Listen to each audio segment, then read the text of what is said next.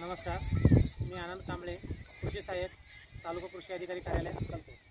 आज आपण पाहणार आहोत BBF पेरणी यंत्र व सर्वसामान्य पेरणी यंत्रामध्ये काय फरक आहे आणि काय तफावत आहे आणि त्याच्यामध्ये उत्पन्नामध्ये आणि आपल्या पीक पेरणीच्या पद्धतीमध्ये काय काय फरक होणार आहे. आता हे बघत आहोत, शेतकऱ्यांनी स्वतःच्या युक्ती वापरून एक आपल्या साध्या पेरणी यंत्राला BBF मध्ये कन्वर्ट केलेलं आहे आणि जे दोन जे फाळ आहेत आपले सरे काढण्यासाठी ते आपल्या घरच्या घरी तरी तयार करून याला जोडून घेतलेले आहे.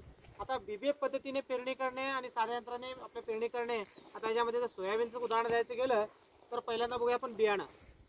साध्या पेरणी यंत्रामध्ये जर बियाणं केलं तर एकरी 30 किलोपर्यंत बियाणं पडतं पेरणीसाठी आणि ह्या यंत्रात BBF द्वारे जर पेरणी केलं तर साधारणपणे 22 किलोपर्यंत बियाणं एकरी पडतं. आता ह्याच्यामध्ये 8 किलोपर्यंत बियाण्याची बचत होते. दुसरी गोष्ट, आता ह्याच्यामध्ये सगळ्यात महत्त्वाचा जो बदल आहे तो दोन्ही साईडला आपण दोन सऱ्या निघण्यासाठी दोन फाळ बसवलेले आहेत. त्या दोन फाळ आपण इथं प्रॅक्टिकली देखील बघताय. आपण एखाद्या हलक्या माडानावरती आपण प्रॅक्टिकल करून घेतलेलं 4 तासामध्ये पेरणीसाठी बियाणं उपलब्ध आहे आणि 4 ओळी पेरलेल्या आहे. 4 ओळीनंतर प्रत्येक 4 ओळीनंतर ना एक सरी त्या ठिकाणी आपण काढलेली आहे.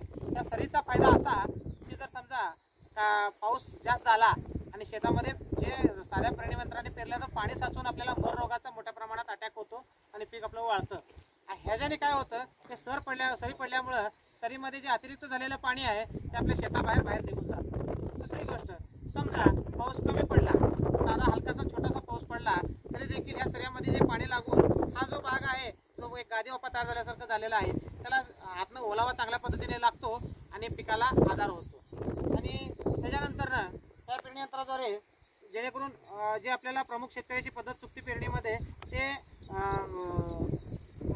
बी पहिल्यांदा खाली पडताना त्याच्यावरती खत पेरायचं अशी एक पद्धत शेतकरी करायला पाहिजे. ती चुकीची पद्धत आहे.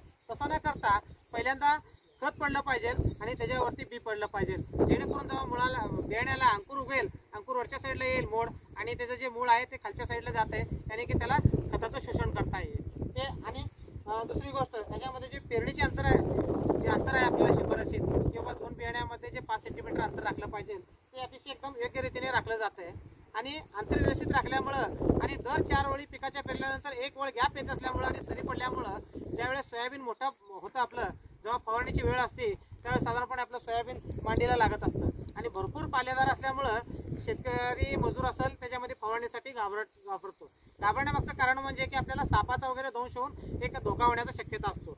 जर हे सर मोकळे असल्यामुळं त्या मोकळ्या सरीतनं आपल्याला फवारणीसाठी जाता येतंय आणि आपल्याला स्पष्टपणे खाली काय आहे तर जर किडामुंगी काय असेल, साप वगैरे असेल तर स्पष्टपणे डोळ्यात नजरेस येईल आणि आपल्याला फवारणीसाठी अडचण येणार नाही. दुसरी गोष्ट, ह्याला 4 सरी जेव्हा आपण 4 ओळी पेरतो त्यानंतर एक ओळी म्हणजे भरपूर प्रमाणामध्ये सूर्यप्रकाशाने मोकळी हवा खेळती राहणार आहे पिकासाठी.